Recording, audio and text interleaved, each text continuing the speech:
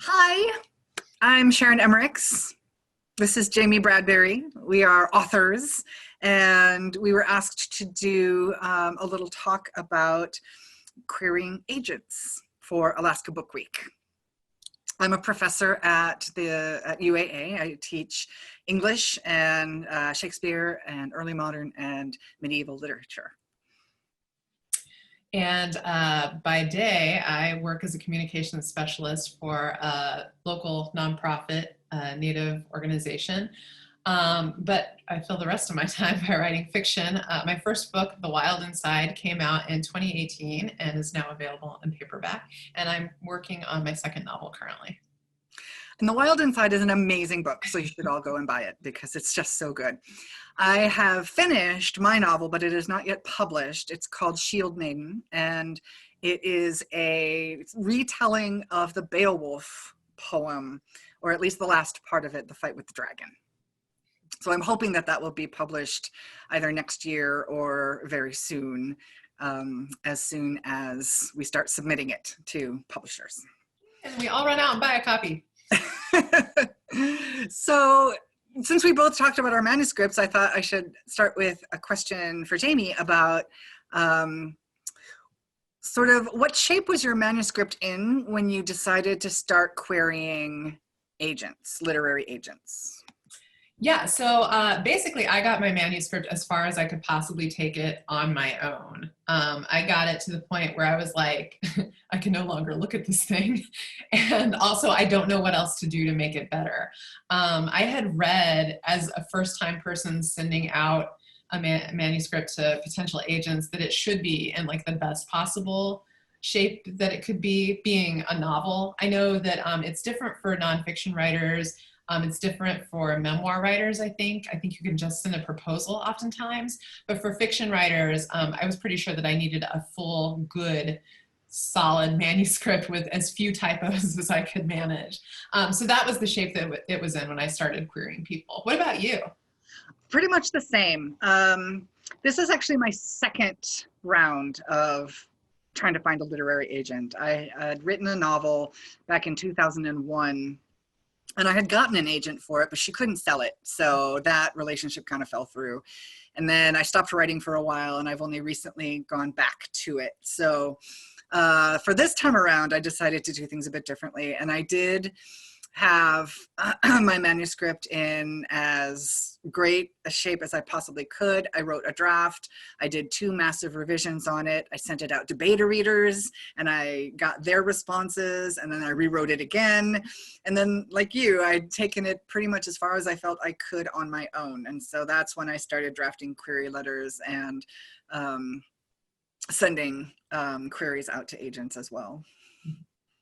So tell me about that process. Like, how did you start researching who you were going to send it to, and like, what was that selection process like for you? It can be overwhelming because there is so much information out there and so many ways to access it and process it.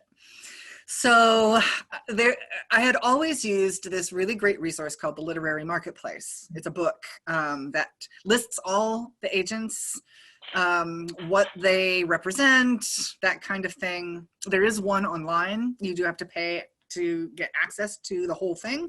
But for somebody who's really serious about querying, that's not a bad expense. I think it's like $25 or something like that. I decided to go a different route this time. I used a website called Query Tracker. And this site, it was amazing. I actually bought a subscription for a year to this site because it keeps track of all of my queries, what stage in the query process it's in, who the agents, I could do searches for agents in my genre, in my subject. It told me what their status was. They're open to submissions, they're not open to submissions, so I wouldn't accidentally query somebody who wasn't accepting submissions. And there's this really wonderful sort of algorithm that told you if the agent was a member of Query Tracker. It told me where in the queue my query was, so I would know whether they had read it or not. Oh. I know, that was kind of scary. I feel like a spy too. Like I I know what felt you're so doing. much like a spy. It tells you what their rate of acceptance versus rejection is. It breaks it down by genre, by word length, I mean, all these different pieces of data. Those pieces of data were incredibly useful to me. And then it keeps it all, it keeps track of it all in your query list. So it's so easy to access and it's so easy to go in and look. So every letter I wrote, I went into Query Tracker, I made notations, by the agent's name that I had sent a letter. So I was able to keep track of everything that way. I think you did it in a little bit less of a digital process than I did, didn't you? I'll tell you what I did. I did it the cheapskate way. I was so determined not to spend any money on a project that like could potentially just totally fail that I was like, I'll just do this myself. Because I did use Query Tracker. I used the free version of it to find agents that I wanted to submit to. I also used agentquery.com, which is a website I found very helpful, just in terms of like information and searching for agents. I made my own version of Query Tracker. Essentially, I made a big spreadsheet in Excel. And I just listed the agent, the agency that they were from, the date I queried, whether they responded, what they asked for, whether they followed up and asked for like a full manuscript or more pages, or if they just said no. I got a lot of those no's. Yeah. And I kept track of second responses and follow-ups, and then like any notes that I had, like a couple people said no, but said, oh, but your writing is interesting. If you've got a different project, hit me up in the future. So I did that all manually instead of paying for it, basically. Well, those little personal notes on a rejection are actually really good. Yeah. They're really, really useful, and it demonstrates that you're absolutely like going in the right direction, not just getting bland form letters, but getting personal responses is actually a win, even if it is a rejection, right? Oh, totally. I kind of thought, I'm not normally a gamer, but I kind of started thinking about it in terms of a video game. Like you get all these form letters, no, no, no, no, no. And then you finally get one that's like, no, but thanks for submitting. And it seems more personal. And you're like, I just leveled up. All right, now I'm on the second level. And then you start getting requests. And then you've leveled up again. So could you maybe say a little bit about your query letter? Like how do you write a query letter? How do you know what to say? How do you know what not to say? You write it and then you cry and then you throw it away and then you write it again. Honestly, I swear the query letter was harder than writing the novel itself in some ways. Because, you know, you need this very catchy synopsis. You need like almost like a hook line in the first, paragraph to really grab the attention of somebody. So I went through, I think my first query letter was something like 2 pages long, which is not what you want. So I went through several revisions. I went through several, like you said, beta readers. I sent it to some fellow writers and said, listen, if you got this in the mail, would you be interested in reading the book that it's talking about? A couple places that I went to get guidance on writing a query letter that I wanted to mention because these were really helpful. There's a website by an agent named Janet Friedman. It's just janetfriedman.com. Oh, I went to her website so often. Yes. Did you also go to Query Shark? I did. Yes. So Query Shark is amazing. Janet Friedman runs this other blog called Query Shark, and you can send in your query to her and ask her to like critique it, but she can't get to everyone's. But the most helpful thing about that blog is that she just shows you other people's queries and she says, this is what's wrong with this. This is what's wrong with this. Here's what you want to do. And then she shows you these amazing queries where she's like, this is the one I would buy if I were the person that they were trying to sell this to. Just reading hundreds of really bad queries and really great queries helped me hone my query and get it to where it needed to be, for sure. Yeah. I did something similar, but with a bit of a different twist again. I wrote my query letter. And I had done a ton of research about what a query letter should and shouldn't be before I even started. Oh, yeah. So I knew that it shouldn't be more than 500 words. I knew that it shouldn't, I knew sort of the do's and don'ts of it before I started. So I agree with you 100% that the query letter is more difficult to write than the novel, because you are so limited in what you can say, and you have to sell the book in 2 paragraphs, and it's terrifying.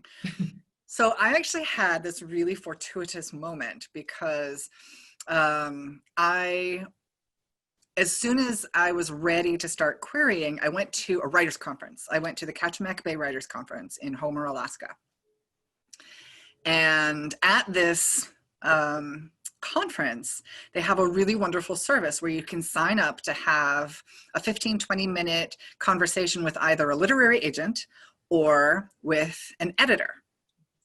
And I wasn't really ready to talk to the agent yet, but I had my query letter. So I signed up for an appointment with the editor.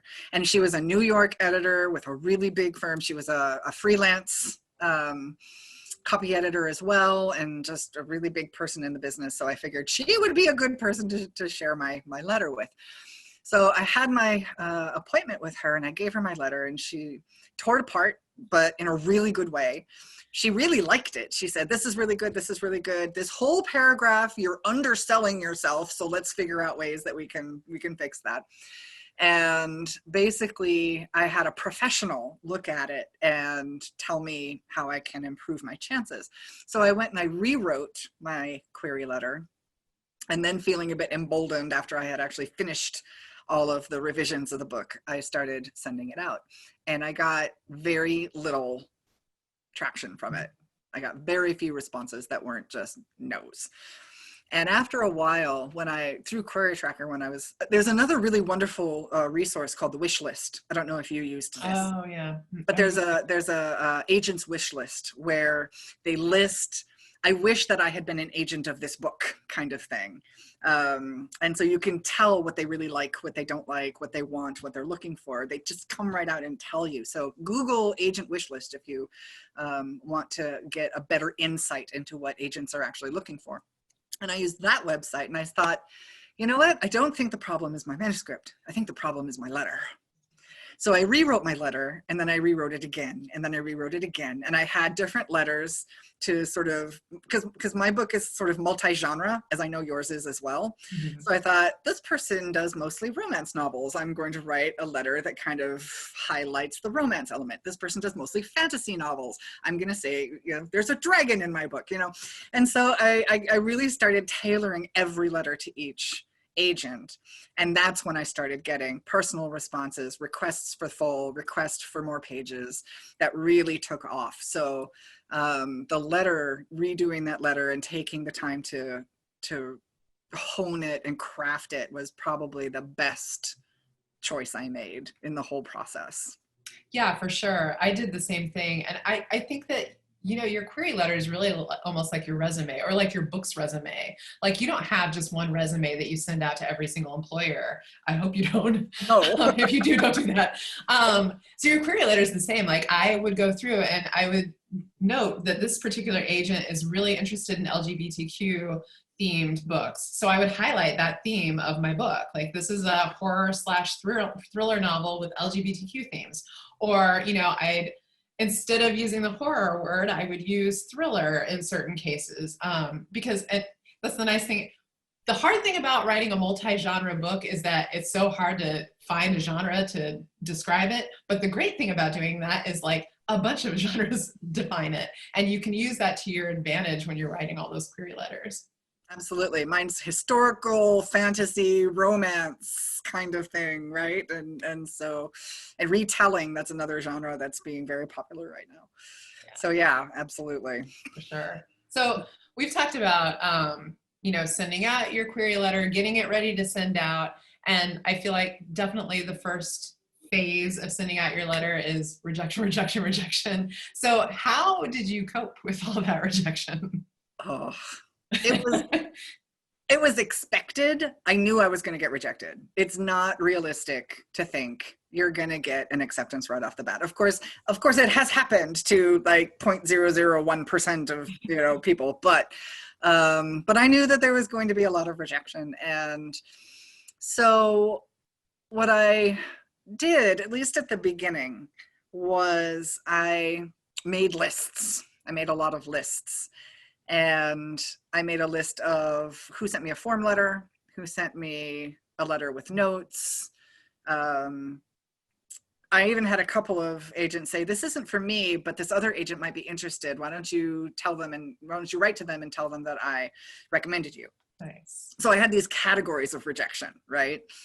And what I had to ultimately do was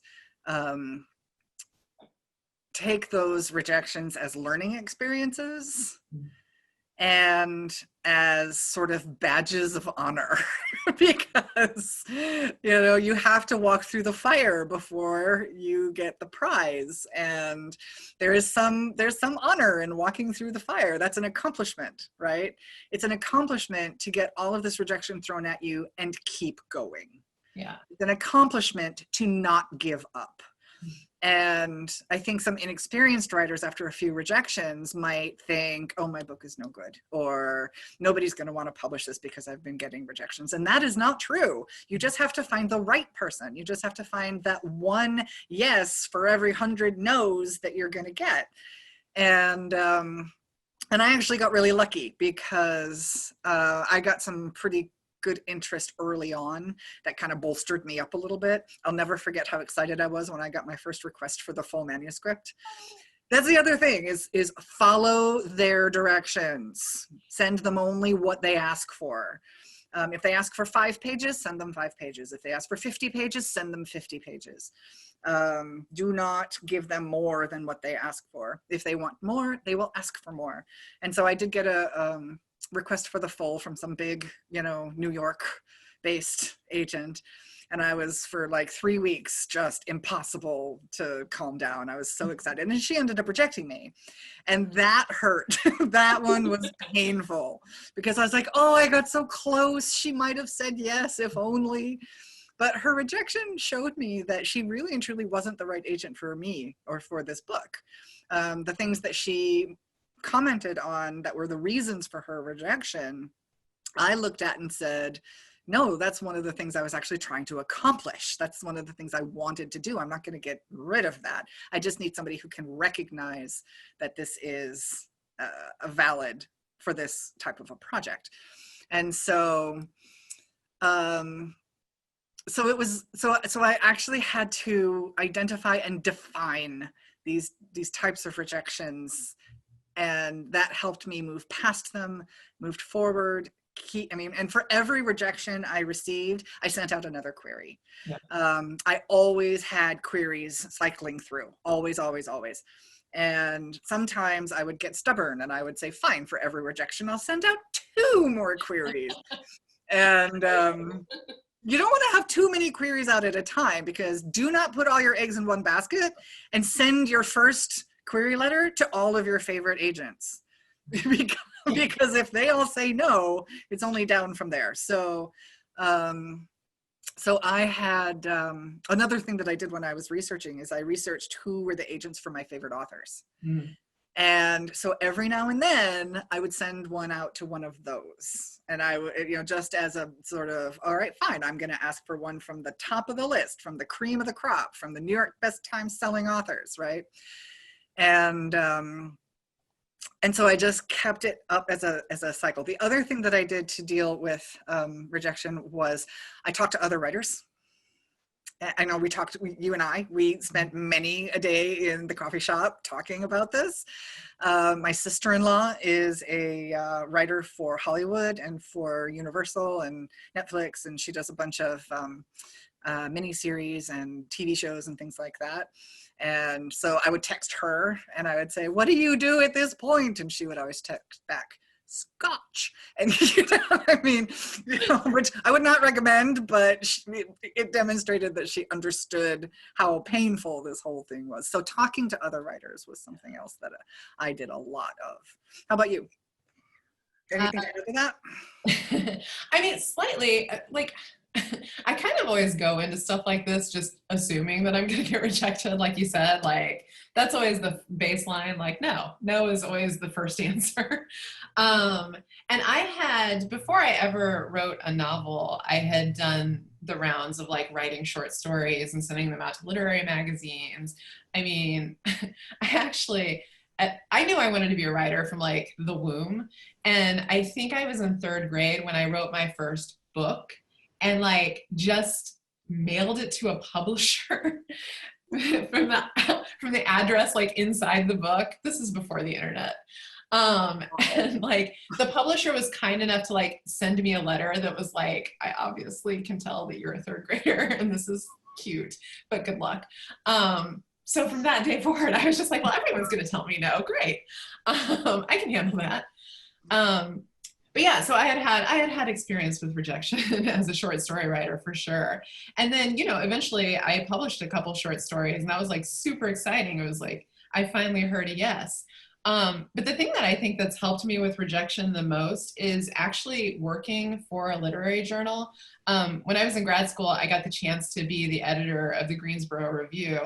And that was such an eye-opening experience because now I was in the seat of reading other people's work and going, no, no, no. And I found a big part of that is not just your writing. Like you could send in the most amazing, polished, perfect short story about a unicorn who likes watching horror movies. And if that thing hits me on the wrong day, and I'm like, I don't like unicorns, or I just got up on the wrong side of the bed as the editor and I'm like, I spilled coffee on myself, I got rear-ended, and now I'm reading this damn short story about a unicorn who likes horror movies, which on a normal day I might like, but just because I'm grumpy, I'm gonna say no because I came at this in the wrong mood. Like, that's what it's about. Like, on one hand, you wanna send in your best writing, but on the other hand, sometimes you do that and you're still going to hear no just because it's the wrong editor. Like you said, it's the wrong agent. They're just not a good match for your book. Or maybe it would have been the perfect agent and they just read it on the wrong day. Like sometimes karma sucks, man. Sometimes luck is bad. True that.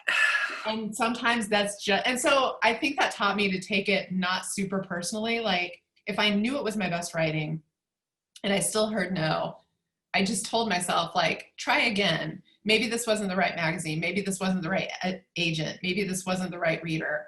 Just try again. I think like what you said, every time I got a no, I sent another one out. Like, I think that's really good advice because like, that's the whole game. You just have to keep doing that until you finally start to hear yes. That's a really important point. You never know what happens between the, behind those closed doors with those decisions. And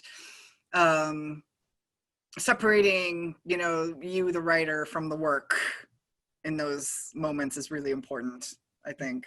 And you said earlier, like, you'll start getting these personal letters back, and sometimes the agent will actually tell you, I read this and I like it, but it's not for me. I'm not the right agent for this. Right. And that's like one of those level up moments. Like you got requested, your fool got requested, they read it, they actually responded to it in a positive way.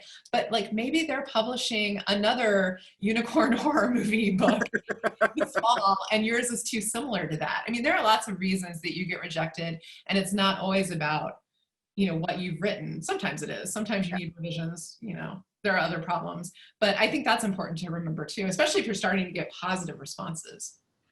So along those lines, what do you do if you do get a request for the full manuscript?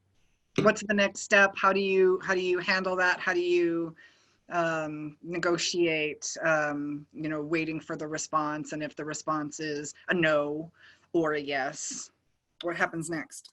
Yeah, so when I would get a full request, first I'd jump up and down, and then I would make sure I sent like the most updated, cleanest copy that I had. And then it's sit back and wait time. I was a little bit opposite of you, I think. I sent out, I think maybe 2 to 3 queries every week, regardless of what I was hearing back. I was just like putting stuff out in the world because I wasn't hearing a lot back at first. That's true. Sometimes you'll hear nothing. Yeah. Those are very frustrating ones. Those are. Yeah. And sometimes it takes like, a couple months for people to get back to you. Especially if it's just the query stage. The full, I found that people were a little bit more responsive once you're getting them a full manuscript. So yeah, it was just sit and wait time. And then at first when I would hear back, it was no. And then one beautiful day, as I was driving to work, I got a phone call that turned out to be a yes, but I didn't know that because I didn't know how to answer my hands-free phone in my car. So yeah, you get a yes finally. In my case, I got to work, I checked my voicemail, and it was an agent from one of those New York agencies telling me that she liked my manuscript and she wanted to talk more. I think it's important to note that she didn't say, I love your manuscript, I want to represent you. Like, that doesn't happen very often. Usually there's going to be some kind of conversation where you feel each other out first. But in that case, so I find out, ooh, she wants to talk. So I went to the bathroom and ran up and down for a while going, I'm so excited. And then I calmed down and I called her back and I said, yay, let's talk. So we set up a time to talk. In the meantime, I was fortunate enough to have a full manuscript out with a few different agents at that point. And so I think it was at that point, or it may have been after I talked to this first agent, where I started telling other people, I'm talking to someone, I just want to give you a heads up so that because you have my full manuscript, I want you to have time with it. And I don't want to cut you off. Just a heads up. What about you? Like, what was that process like for you? It actually got a little bit fraught for me.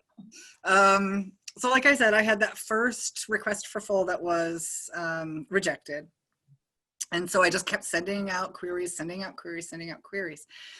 then I got like back to back, I got 2 requests for the full. So I was like, great, okay. I now feel a little bit more jaded. I still jumped up and down, but I was trying to be a little bit more realistic about it, I think. I was trying to just say, all right, well, these will probably also be no's, but, you know, again, go through the manuscript one more time, make sure it's in its best shape. Because sometimes agents will actually give you suggestions in their rejections. And a couple of times I did little rewrites of scenes for that. And then I sent it off to the 2. And then I did something completely different. There are a number of what are called pitch contests on social media, like Twitter. I think Twitter is the big platform for the pitch contests. There are some really big ones. There's Pitch Madness, which is, hashtag PitMad. There are pitch contests for manuscripts that are specifically marginalized voices, people of color, disabled, that kind of thing.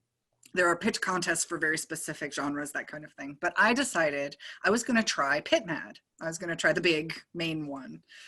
And the deal with that is that agents and editors are aware of when PitMad is happening. It's usually an 8-hour chunk during a day.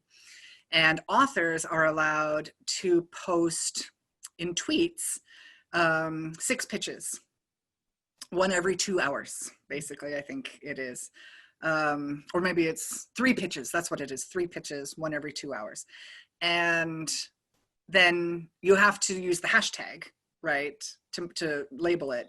And then the agents would search the hashtag and they would read the pitches.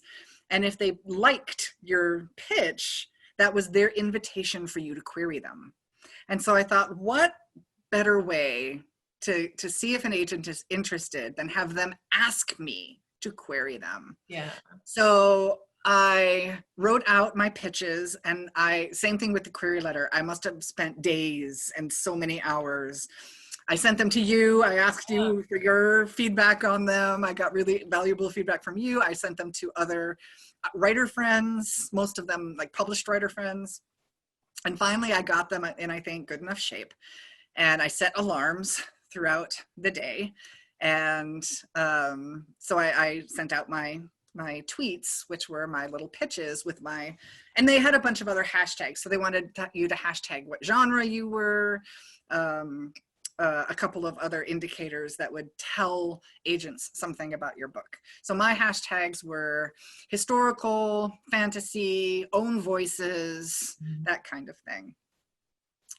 And I got a few likes on my tweet. And I looked at one of them. One of them was an agent based in London in the UK. And she was with a very good agency. So I sent her my full. I sent the others my full. And within just a couple of days, the London agent sent me an email saying, I would like to schedule a phone call. And that's when I had the same response you did, because it's not 100% guaranteed that if you get a request for a phone call, that they're going to offer you representation. It's basically their interview of you, right? As a writer. Can I work with you as a writer? Do we have the same vision for your book, for your career? Do we have the same goals? That kind of thing. So I knew that as much as I was going to be evaluating her as an agent, she was going to be evaluating me as a writer in that first phone call. So we set up the phone call for after the new year, and we got together on the phone, and I was really nervous for a while because it seemed like she was maybe just sort of testing the waters, or saying that, you know, she might be interested in a revise or resubmit, which sometimes happens. And then she would look at it again. But by the end of the phone call, she came right out and she said, I would like to offer you representation. I would like to be your long-term, you know, career agent. Why don't you take a week, think about it, contact the other agents who have your full, talk to them, you know, and see what your options are, and then call me back at this time, and then you can tell me what your decision is. Well, literally 3 hours later, I got an email from one of those agents I told you about earlier, the agent of one of my favorite writers that I had just lobbed a Hail Mary at, right? And so he emailed me and said, I really like these pages. Would you send me the full? And I was like, So I wrote him back and I said, okay, but I'm really worried. Read fast, buddy. I know. I was like, I'm really worried that your timing is going to be very inconvenient for you, because if you can get the full read by, say, this day, I've gotten a solid offer. And I told him who the offer was from, because I didn't want him to think that I was just trying to play him, right? Because that has happened. Authors have done that. So I was really careful to, you know, tell him the name of the agency, the name of the agent. And he wrote, and I expected him to just say no, because most agents won't want to deliberately compete with each other that way. But he wrote back and said yes. So I was like, oh my God. So I sent him the full, and I thought, and I was freaking out, because he really was the agent for one of my idol, right, authors. And so I thought, well, if he gets back to me in time, because he said, I'll try. So if he gets back to me in time, I'm going to have a choice to make. He did not get back to me in time. So I accepted the other agent's offer. And then half an hour later, I got an email from him offering me representation. Come on, dude. But exactly. But that was part of it too. I was like, you know what? This other agent was always on time. She was always there when she said she would be. She was really excited about my book. She was really excited about my writing. And this guy liked it. He called it a real page turner. But I just felt that she was much more enthusiastic, and she was willing to be there when she said she'd be there. So I didn't regret my choice. Yeah. I think I probably would have made that choice anyway. But my poor heart was just like all twisted and clenched up, because I was thinking I was going to have to make these choices between these amazing agents, and I didn't know what I was going to do. And he made it easy for me by not making the deadline. But it got exciting there for a little while. Yeah, it's funny. Like, the whole process is full of these like super high highs, super low lows. Like, you're feeling bad about getting rejected. And the next thing you know, like, your favorite author's agent is offering you representation. Yeah, I think it's really important for people to know that once you have that offer of representation, just as an agent isn't necessarily going to be like, I liked your book, I want to represent you immediately. You as the author don't also have to be like, oh my God, I got an offer, yes. You want to find the right fit for you. Like you said, you might be in this relationship with an agent your whole entire career. So you want someone who's really looking out for you, who you mesh well, who responds to you on time, who wants the best thing for you and your book. I had a kind of similar situation in that once I did get an offer of representation, I think that's actually when I contacted the other people who had my full manuscript. And I said, heads up. Yeah. I was like, heads up, I've had an offer of representation. Please let me know, what your deal is. I don't want to like cut you off or anything. And because of that, I got 2 more offers of representation. So I ended up with 3 agents that I was talking to, and like, I'm not a good decision maker, and I don't like to hurt people's feelings. That's why we're writers, right? Exactly, we're writers. So I'm talking to these people, and I'm like, oh my God, how am I going to make this decision? And it turned out to be not easy, but there turned out to be things that tipped me off to who I wanted. There was one agent that, like, personality wise, we got along so well. Like, we were talking about like all the movies that we liked that were the same, and like just like talking to her was just like a conversation. It didn't even feel like an interview or like an Asian author talk. But when I asked her what kind of revisions she envisioned for my book before we started sending it out to editors, she said, maybe a small thing here or there, but I really think it's in good shape.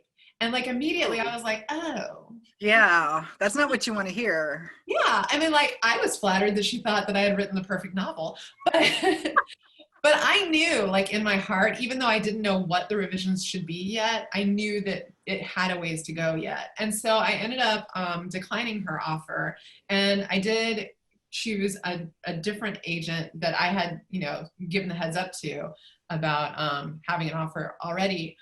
So now I'm with Michelle Brower at Avitas Creative, which is out of New York. And it has been a fantastic relationship. When I asked her what revisions she had for my book, she was like, get a pen. She gave me some amazing revision suggestions. I knew from the beginning, the minute I talked to her, that she wanted like the very best thing for my book. And I knew that she would like fight for it and represent it, and get me the best possible deal. So I just think people should know that, yeah, like, this is a lifelong, hopefully, relationship. You want to be with the right person. And yeah, you have every right to say no. And you have even if you only have one offer of representation, like, if it doesn't feel right, it's a hard decision. It's a hard decision to make, but if it doesn't feel right, you don't do it, man. I honestly believe that. I think that having the wrong agent is more harmful to a career than having no agent. I think that's, yeah, really well said. And just for people to know, there are different websites. Most agents that you will encounter, like on Query Tracker and Agent Query and things like that, are all on the up and up. But there are a couple websites like Writer Beware out there that'll let you know agencies that are not on the up and up. There are some out there. There are predatory agents and agencies that you want to steer clear of. Definitely don't go with those. Definitely don't go with anyone who's asking you for money up front. No. You will sign a contract and your agent will get their cut. When you get your cut, don't pay anybody up front. Yeah, not all agents have contracts either, and I wasn't really willing to work with any agents that didn't have contracts. And I thought that was really important for everybody to know exactly what the terms were and would be moving forward and all of that. But something you said a little while ago really rang a bell with me too, and that was the agent editorial process. Some agents are very hands-off. They're like the editor of a publisher is the person who deals with the editorial stuff. I really needed somebody who was willing to work with me on revision and editing. I work really well with somebody that I can toss ideas back and forth with, who is very clear about what they want to see in the book and all of that. So one of the things I really liked about my agent, who is Christina Perez from Zeno Agency in London, UK, is that she immediately was like, okay, I'm going to read this again, and I'm going to write a revision plan, and I'm going to do marginal notes, and then I'll send it all to you, and you have like 3 months to get these revisions back to me, which is what we did. And it was fantastic. And I did not agree with every single thing she asked me to do. And you don't have to. You're the author. You get to pick. So there were a couple of things I pushed back on a little bit, but I thought she had fantastic ideas. And I honestly think my book is a lot better because of the suggestions that she made. So you also have to be open to the idea of changing your book if it really is going to improve it. Agents know the business, they know what sells, they know what publishers like. And so, and they want, as Jamey said, they want to sell your book because that's how they're going to make their money. So you need to listen to them, and you need to be willing to, and open to revisions that might actually be pretty big. Because I changed the whole ending of my book. The whole ending changed. And I agreed with the reasons for why she wanted that to happen. And there were a couple of other things that were pretty significant. I think I added 40,000 words to my book in my revision based on her comments.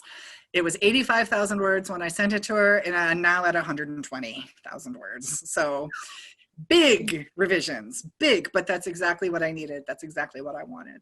And there were a couple of things that I pushed back on, and I said, I'm not going to do this because it doesn't match this character, or I'm not going to do this because it causes problems in the plot in the next chapter, things like that. But, or one of them was just like, I don't want to do this because I don't like it. This is going to make it not my book. So keep true to yourself and your story and your characters and all of that, but also be willing to reimagine what your book ultimately is going to look like at the end. It will probably look quite different than it was the first time you put it down on paper.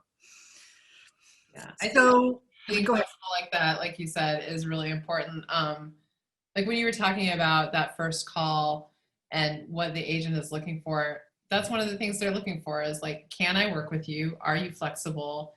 Are you crazy? Yeah. But yeah, writers can be crazy. But yeah, I think, and also what you said is really important. Like, you are the author. It does come down to you in the end. But if you are flexible and willing to see when someone wants the best for your book, I think that's really valuable.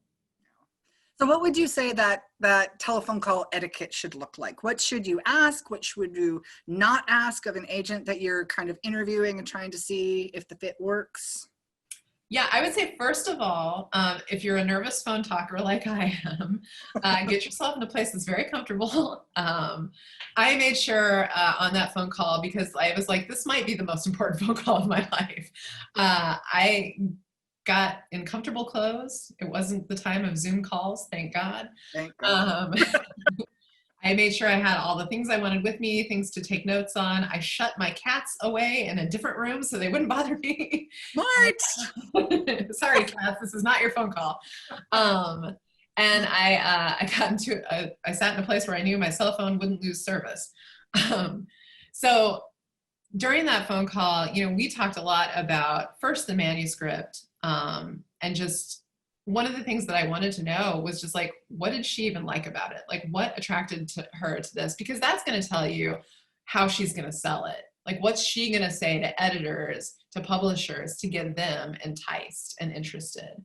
Another big one was, how much revision do you think this needs? And like I said, with that one agent, that was kind of my red light. Like, she said it didn't really need it. And I was like, maybe this isn't the right relationship for me.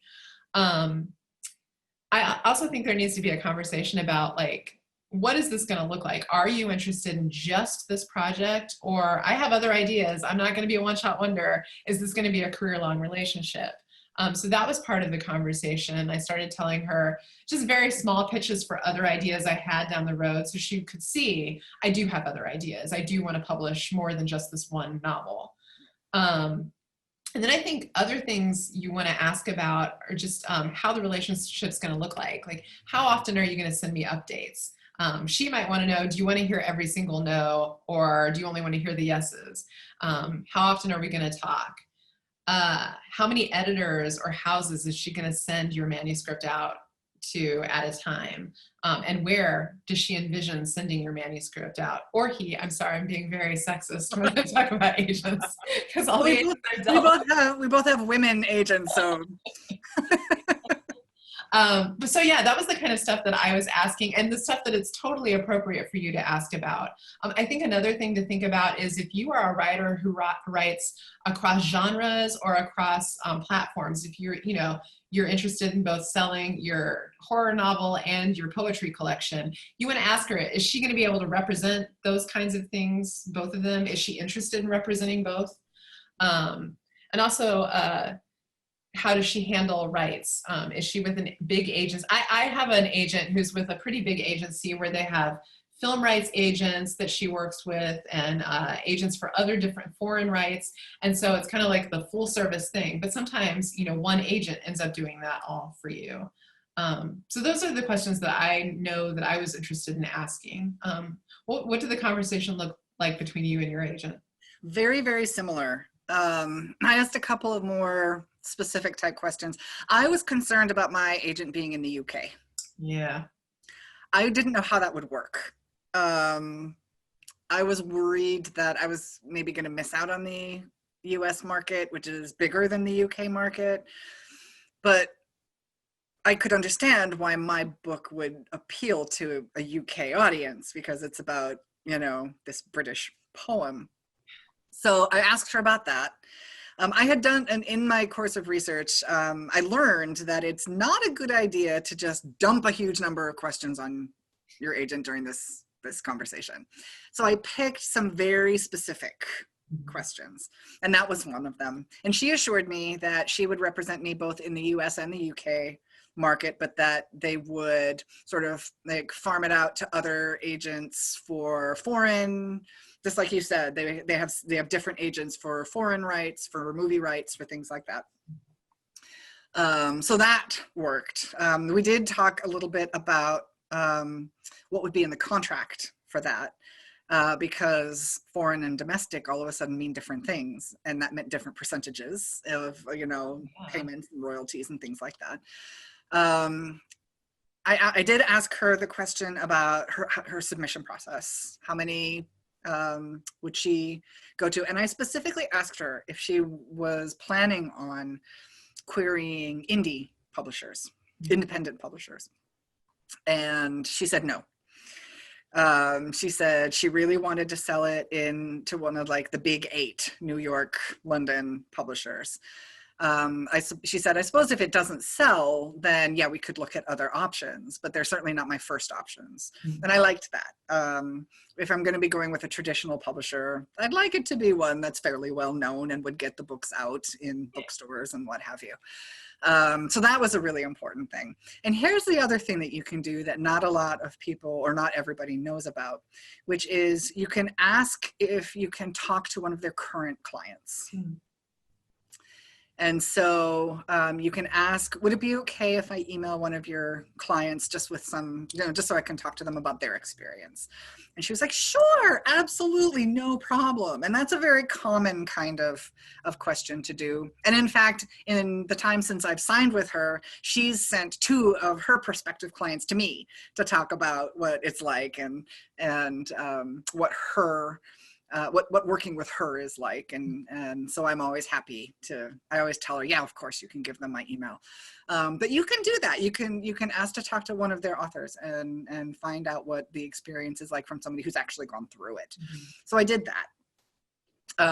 And then I asked the genre question. I said, okay, so this is an historic fantasy, but I also have this idea for a romantic suspense, for a thriller. Would you be able to do those? And she was like, ooh, yes, that sounds really, really great. And she actually asked me about future projects. She was testing me to see if I was going to be the one book wonder or if I had other ideas. And I was like, I have a list, right? So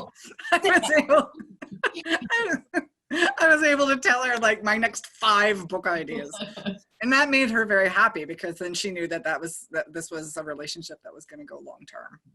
So yeah, all the questions you asked, but maybe with a little bit of a different angle because of the different circumstances. Yeah, for sure. I think when you first told me about this possible agent and how excited you were, I was like, oh, I didn't even realize you could query agents in London. Like it opened up this whole new perspective for me. And so I think it's kind of fascinating to talk to someone like you who has this kind of unique relationship, where you do have to kind of spin things a little bit differently, just because like the whole foreign domestic thing, like that's just not something you would think of automatically. One of the nice things about Query Tracker is it tells you where all the agents are. So there were agents in the US, it had agents in Canada, in Australia, in the UK, and it would have a little flag that would tell you where they were situated. And so I sent mostly to US agents, a few in Canada, and then 2 in the UK. And I find it really ironic that it's the 2 in the UK who actually made me offers of representation. I thought, I bet you that's not a coincidence. But yeah, that's a nice thing about Query Tracker is that it will tell you and which ones in different countries are open to American queries, because some of them are not.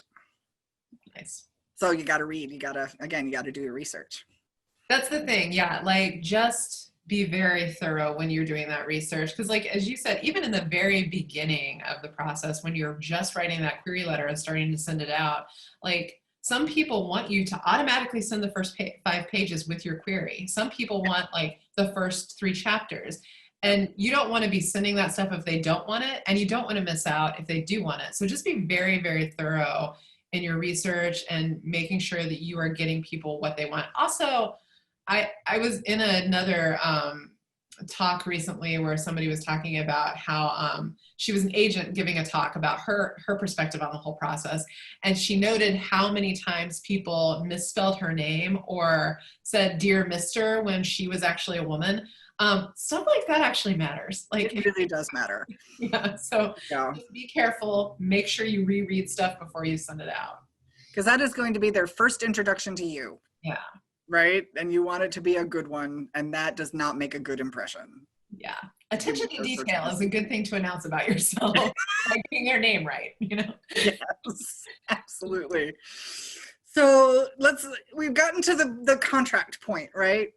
So let's talk about that for a moment. How do you handle the contract? Did you take it to a lawyer? What did you do? I was super intimidated by the contract because part of me was like, I'm getting an agent because I don't want to look at contracts. Yeah. But you still have to look at this contract. It's pretty important. So I didn't get a lawyer. I did consult with the Authors Guild, which I found to be a pretty good resource. Just their website overall was a good resource. And they have a service where I think for a small fee or like a membership to Authors Guild, that you can actually have someone review the contract. I also sent the contract to a couple authors, you know, through going to school or just relationships. Sometimes you end up knowing people who have been writers for a really long time and have seen dozens of contracts. So I was lucky to have access to a couple of people like that. And I just sent them the contract. I was like, does this look right to you? Fortunately, it was a good contract. It was all on the up and up. But so I did that, and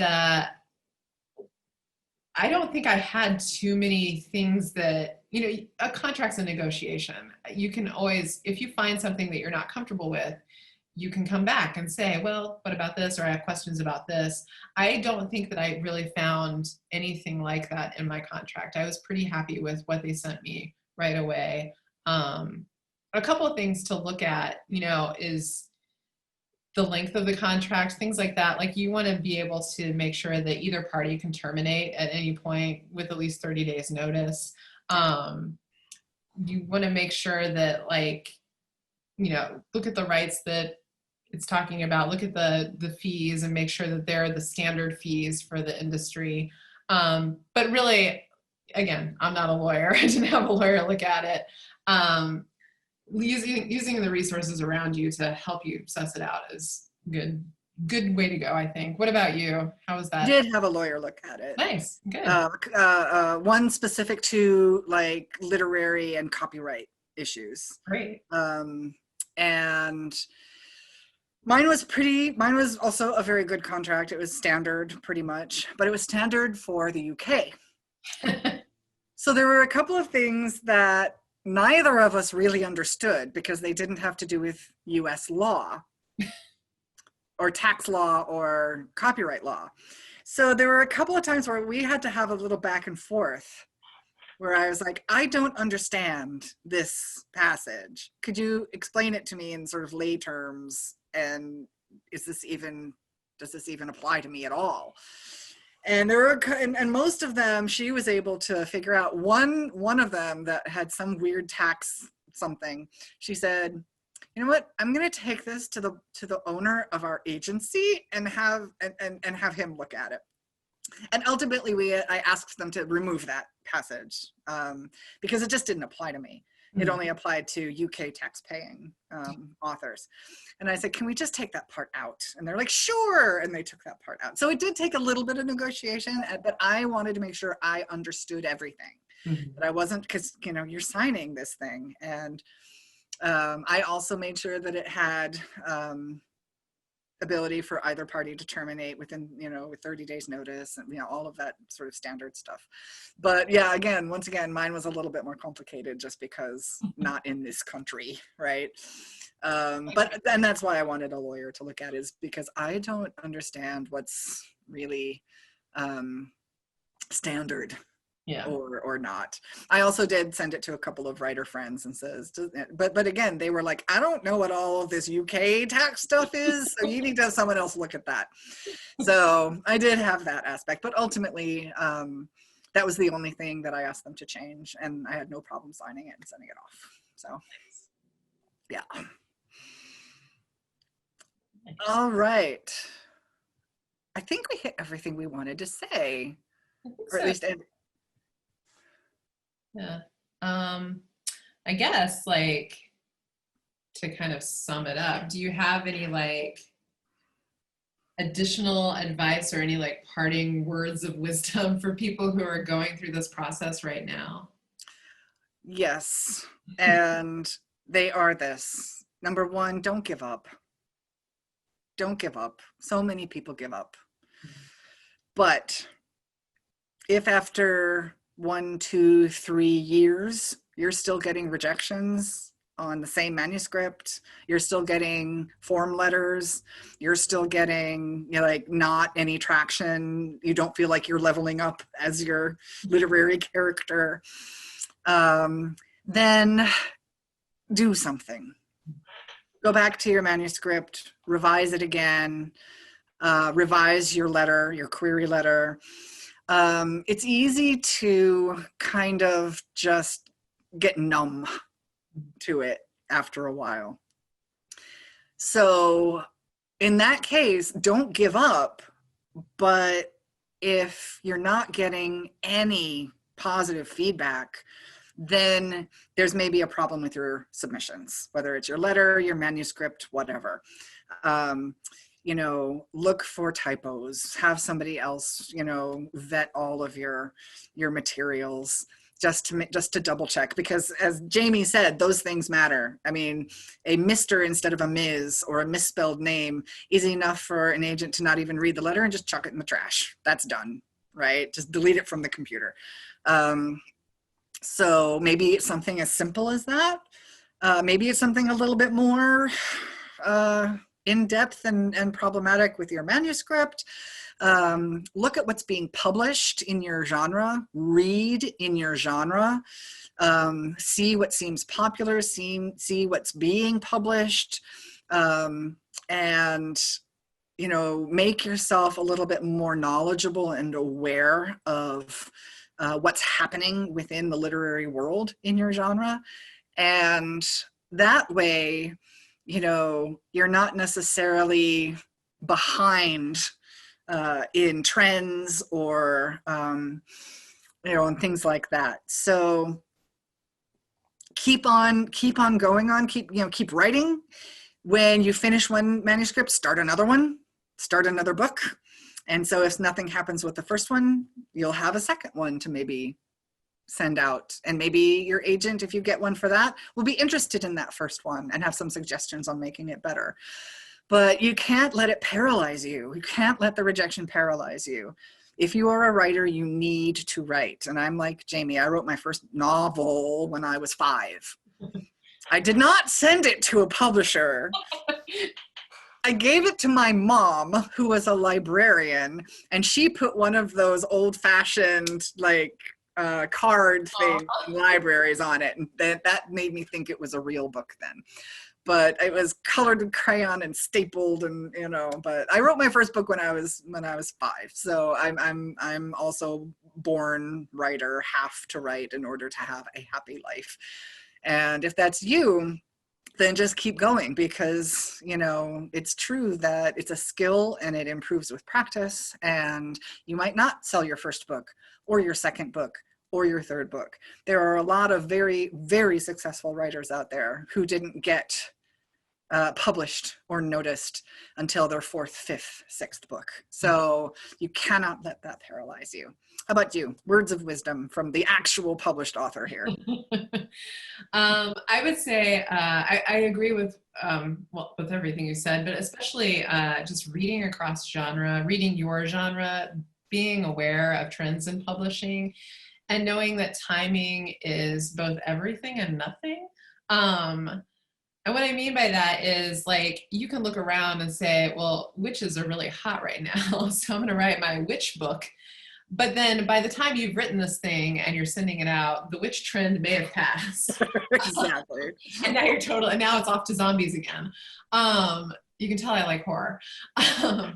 And that happened to me in some ways. Like, I wasn't trying to write toward a trend. In fact, I was trying to avoid a trend, but the character in my book could be classified as, spoiler, a vampire. And by God, I did not want anyone to categorize this as a vampire book, because I was like, the vampire time is over.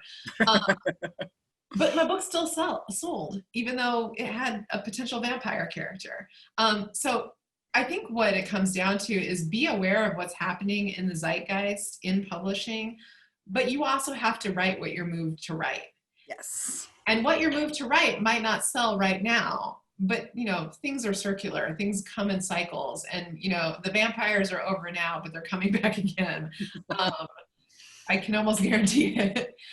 So yeah, you just have to write what you're moved to write, and do your best to make that the thing that's going to appeal to audiences.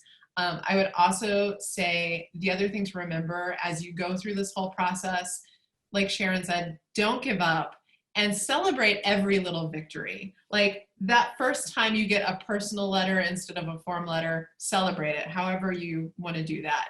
That first time you get a full manuscript requested, celebrate. The first time you get a phone call from an agent, celebrate all of those little steps, because we do deal with a lot of rejection. We do deal with a lot of just feeling bummed about the state of the world. And I think it's important to have those little celebrations because, publishing the book is going to be an amazing celebration. It's going to be so exciting, but you have to have those little steps all along the way to like keep your hopes and your spirits up as you go. So don't forget that and don't give up. Absolutely. I bought myself a really spendy bottle of champagne the day that I signed the contract. So, you absolutely do have to celebrate your accomplishments, because that is a huge accomplishment. I think I read, because again, research, I read that and this is not to scare you, because remember, there's a lot of really bad query letters out there. But on Query Tracker, the record basically was 1 in every 6,000 queries lands with a yes. So that's a lot of rejection, right? As we've been saying. So when those moments happen where you level up or where you get that little win, that's something that not every person who queries can say that they've ever had. So celebrate them, absolutely, like Jamey said. All right, well, thank you so much, Jamey, for coming and doing this with me. Thank you guys for listening and watching. And I think that Alaska Book Week has said that they would be willing to give out our email addresses. So if you have any questions or want to contact us personally with questions or anything like that, we would both be happy to talk to you. Otherwise, happy writing, good luck, and we hope to see you on the bookstore bookshelves someday. Yeah. Thanks so much, everybody. This was a fun conversation. Bye.